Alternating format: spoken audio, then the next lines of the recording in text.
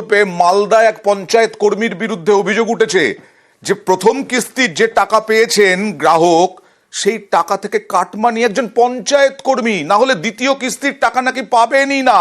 এর মধ্যে আবার ফোনের যে কথোপকথন সেটাও ভাইরাল হয়েছে, যদিও নিউজ 18 বাংলা সত্যতা যাচাই করেনি, সেটা দেখুন। তো কত টাকা লিবা বলবা তো এবার বলে দাও। 15 বললাম, আমাকে তো 15 দিবা। কত? 15,000। তো আমরা তো কত গরিব মানুষ, তো কত দিবা বলা তো, কত দিবা বাবা? 100-200 টাকা লিবা না 2000 কি 4000 লিবা। ভিতরে লিখে দিই, হবে না?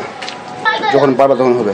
তো কেন টাকা ঢুকালে দিব না? টাকা ঢুকাইনি, ঢুকিয়েছো তো, আগে তো বলো নি, আগে বল তবে তো আগে আছে টাকা নাই। না রে বাবা, নাই। 1 টাকা থাকতো তো, আমি তো লোকের কাছে ধার করতে গেলাম তো কেউ দিল না, কাল থেকে খুঁজছি না।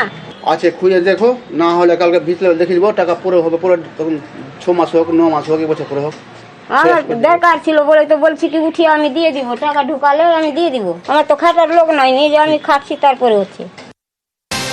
1000 টাকা দেওয়া হয়েছে, তার মধ্যে 15,000 টাকা চাইছেন এই পঞ্চায়েত কর্মী। কথা বলবো প্রতিনিধি সেবকের সঙ্গে। সেবক, এত সাহস হলো কোত্থেকে, কে? একদমই দেখো, অত্যন্ত গুরুতর অভিযোগ। মালদহের মানিকচকের মথুরাপুর গ্রাম পঞ্চায়েতের 2 জন কর্মী, তার মধ্যে একজন পঞ্চায়েতের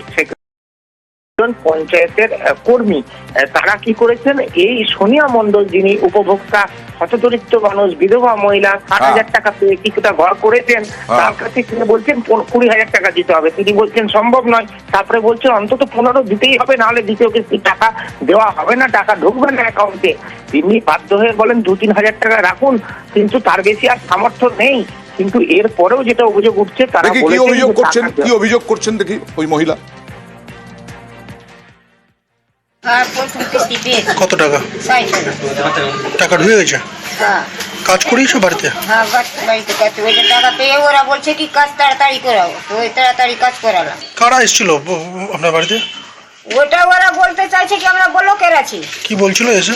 এসে বলছে 20,000 টাকা টিভিতে ছবি করবো, না হলে আর 40 টাকা ঢুকাবা যাবে মানে দ্বিতীয় কিস্তির টাকা ঢুকবে না? না। তো কজন এসেছিল আজকে? আজকে 2 জন। 2 জন এসেছিল? হ্যাঁ, কালকেও 2 জন এসে। ফোনের কথোপকথন ভাইরাল হয়েছে, তারপরেও তিনি অস্বীকার করছেন ওই পঞ্চায়েত কর্মী। দেখি তারপরে একটু সেবকের কাছে যাব সংক্ষেপে। এই বিধবা মহিলার বাড়ি গেছিলেন আপনি? আমার মনে হয় 10-12 দিন আগে গেছিলাম। 20,000 টাকা দাবি করেছেন? না, টাকা কথা বলিনি। কি বলেছিলেন? গেছিলেন তো? আমি জেনে গেছিলাম, আমি তো এই কথা জানি না। গেছিলেন বললেন তো 10-12 দিন আগে। কি কথা হয়েছিল? কথা ছিলাম আমি জানি না কথা। আচ্ছা, কি কথা হচ্ছিল, কি কারণে গেছিলেন একটু বলেন ওটা। কারণটা আমি জানি না, বলতে পারে না। কে গেছিল তাহলে? আপনার সঙ্গে কে গেছিল? আমার সঙ্গে বাড়িতে যাবো। টাকা চেয়েছেন কি? না, টাকা চাননি? আপনি জাননি ওই এলাকায়?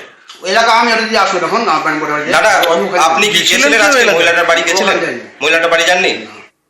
পঞ্চায়েতের তো ঊর্ধ্বতন কর্তৃপক্ষ রয়েছে সেবক, তারা কি কোনো ব্যবস্থা নেবেন? একদমই দেখো, ইতিমধ্যেই ব্লক প্রশাসন ঘটনার তদন্ত শুরু করেছে। আর এই কথোপকথন আমরা সত্যতা যাচাই করিনি ঠিকই, কিন্তু দুজনের কথার মধ্যে অসঙ্গতি স্পষ্ট। পঞ্চায়েতের কর্মী বলছেন তিনি 10-12 দিন ওইদিকে জানেননি, পঞ্চায়েতের সেক্রেটারি গিয়েছিলেন কিনা জানেন না। সেক্রেটারি বলছেন তিনি তো পঞ্চায়েত কর্মীকে নিয়ে দুজনে একসঙ্গে সকালে গিয়েছিলেন বাড়িতে। দেখা যাক এর বিরুদ্ধে কি পদক্ষেপ করা হয়।